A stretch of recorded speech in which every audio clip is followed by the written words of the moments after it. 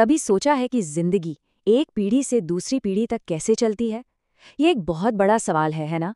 आज हम इसी पहेली के एक बहुत ही जरूरी हिस्से को समझने वाले हैं। जी हाँ, हम बात कर रहे हैं मेल रिप्रोडक्टिव सिस्टम की। तो चलिए इस कमाल के सिस्टम की दुनिया में एक टूर पर चलते हैं। तो सबसे पहले एकदम बेसिक बात से शुरू करते हैं। हम इंसान यूनिसेक्सुअल ऑर्गेनिजम्स हैं। अरे इसका सीधा सा मतलब ये है कि मेल और फीमेल रिप्रोडक्टिव सिस्टम्स दो अलग-अलग लोगों में होते हैं। और जब ये दोनों सिस्टम मिलकर काम करते हैं, तभी एक नई जिंदगी की शुरुआत होती है। Simple, right? अब इस पूरे सिस्टम को दो टीम्स में बांटकर देख सकते हैं, समझने में आसानी होगी। पहली टीम है प्रोडक्शन टीम, मतलब प्राइमरी ऑर्गन्स। इनका एक ही काम है, गैमेट्स बनाना। मेल सिस्टम में ये काम करते हैं टेस्टिस यानी वृषण। और फिर आती है सपोर्ट टीम यानी सेकेंडरी ऑर्गन्स। इनका काम है प्रोडक्शन टीम की मदद करना, मतलब पूरी प्रोसेस को सक्सेसफुल बनाना। इसमें ग्लैंड्स, डक्ट्स सब आ जाते हैं। तो ठीक है, अब जरा इस सिस्टम के जो मेन प्लेयर्स हैं उनसे मिलते हैं। देखते हैं कि इस पूरी कहानी के हीरो कौन-कौन हैं। ओके, तो ये है मेल रिप्रोडक्टिव सिस्टम का एक पूरा ब्लूप्रिंट, एक नक्शा कह सकते हैं इसे। इसमें टेस्टीज हैं, एपिडिडाइमिस है, वास डिफरेंस है और प्रोस्टेट जैसी ग्लैंड्स भी हैं।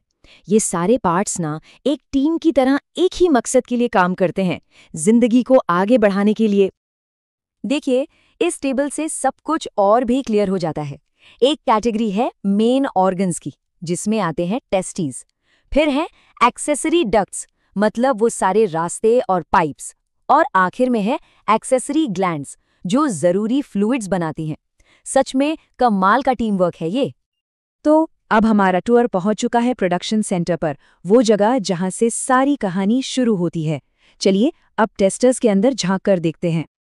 तो टेस्टिस जो हैं, ये ओवल शेप्ड ऑर्गन्स होते हैं, करीब 4 से 5 सेंटीमीटर लंबे और 2 से 3 सेंटीमीटर चौड़े। और इंटरेस्टिंग बात यह है कि ये मेन बॉडी के बाहर एक थैली, जिसे स्क्रोटम कहते हैं, उसमें होते हैं। पर सवाल ये है कि ऐसा क्यों? नेचर ने इन्हें शरीर के बाहर क्यों रखा? भाई, इसके पीछे एक बहुत बड़ा, बहुत इंपॉर्टेंट रीजन है। और वो रीजन है टेम्परेचर। जी हाँ, स्क्रोटम बॉडी के टेम्परेचर को करीब 2 से 3 डिग्री सेल्सियस कम रखता है। और ये जो छोटा सा डिफरेंस है ये स्पर्म प्रोडक्शन के लिए एब्सोल्युटली क्रूशियल है। मतलब इसके बिना तो ये पूरी फैक्ट्री ही ठप पड़ जाएगी। अच्छा, अब जरा और जूम इन करते हैं। अगर टेस्टीज के अंदर देखें तो वहां करीब 250 छोटे-छोटे कंपार्टमेंट्स होते हैं। और हर कंपार्टमेंट के अंदर बहुत सारी पतली पतली ट्यूब्स होती हैं, जिन्हें सेमिनिफेरस ट्यूब्यूल्स कहते हैं। यहीं पर स्पर्म बनाने का असली मैजिक होता है। इन ट्यूब्स के अंदर 3 तरह के मेन फैक्ट्री वर्कर्स काम करते हैं। सबसे पहले हैं स्पर्मेटोगोनिया, ये वो जर्म सेल्स हैं जो डिवाइड होकर स्पर्म बनाते हैं। फिर आती हैं सर्टोली सेल्स, ये डेवलपिंग स्पर्म को न्यूट्रिशन देती हैं, मतलब ये नर्सरी वर्कर्स की तरह हैं, उनका ख्याल रखती हैं। और तीसरे हैं लेडिग सेल्स, ये ट्यूब्स के बाहर होती हैं और टेस्टोस्टेरॉन बनाती हैं। तीनों का काम बहुत जरूरी है। तो ठीक है, प्रोडक्शन तो हो गया, पर अब स्पर्म को एक लंबा सफर तय करना है। और ये सफर एक बहुत ही ऑर्गेनाइज्ड सपोर्ट और डिलीवरी नेटवर्क के जरिए पूरा होता है। चलिए इस रास्ते को ट्रेस करते हैं। तो ये रहा एक स्पर्म की जर्नी का पूरा रोड मैप। सबसे पहला स्टॉप है एपिडिडाइमिस। इसे एक फिनिशिंग स्कूल की तरह समझिए, जहां स्पर्म मैच्योर होते हैं। इसके बाद वो वास डेफरेंस नाम की एक लंबी ट्यूब से गुजरते हैं, फिर इजैक्यूलेटरी डक्ट में पहुंचते हैं और आखिर में यूरीथ्रा के जरिए, जो फाइनल पैसेजवे है, बाहर निकलते हैं। पर स्पर्म इस सफर पर अकेले नहीं जाते। उनकी मदद के लिए आती हैं एक्सेसरी ग्लैंड्स। ये ग्लैंड्स मिलकर एक स्पेशल फ्लूइड बनाती हैं, जिसे सेमिनल प्लाज्मा कहते हैं। और ये कोई मामूली फ्लूइड नहीं है, ये फ्रक्टोज, कैल्शियम और एंजाइम से भरपूर होता है। मतलब ये स्पर्म के लिए फ्यूल भी है और सिक्योरिटी गार्ड भी। तो सवाल ये है कि ये फ्लूइड आता कहाँ से है? इसका एक बहुत बड़ा हिस्सा, करीब 60% सेमिनल वेसिकल से आता है और लगभग 25% प्रोस्टेट ग्लैंड से।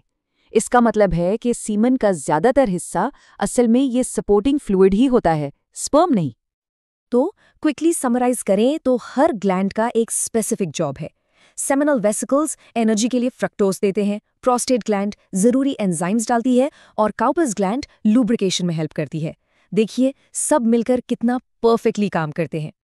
तो जब हम इस पूरे सिस्टम को देखते हैं, इसके हर एक पार्ट को समझते हैं, तो एक सवाल दिमाग में आता है ना कि कैसे ये इतना कॉम्प्लिकेटेड, इतना प्रिसाइज सिस्टम लाइफ को पीढ़ी दर पीढ़ी आगे बढ़ाता है।